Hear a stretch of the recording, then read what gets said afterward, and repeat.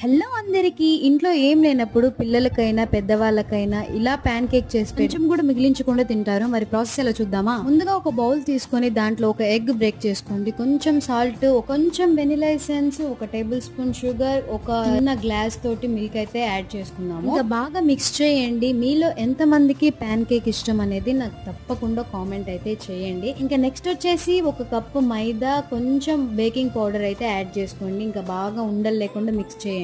నేను వచ్చేసి తక్కువ క్వాంటిటీ తీసుకున్నాను, మీకు ఎక్కువ కావాలంటే ఎక్కువ కూడా తీసుకోవచ్చు. అలాగే కొంచెం ఆయిల్ కూడా యాడ్ చేసుకోండి.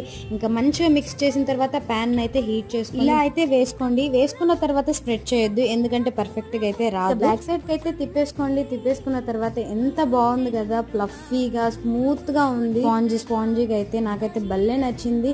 హనీ యాక్చువల్ గా మా దగ్గర లేదు, కానీ ఎలాగలా మేనేజ్ అయితే చేసాము కొంచెం ఉంటే. మరి మీకు ఎలా అనిపించింది ప్యాన్ కేక్ అనేది కామెంట్ చేయండి. అంతే, వీడియో బై.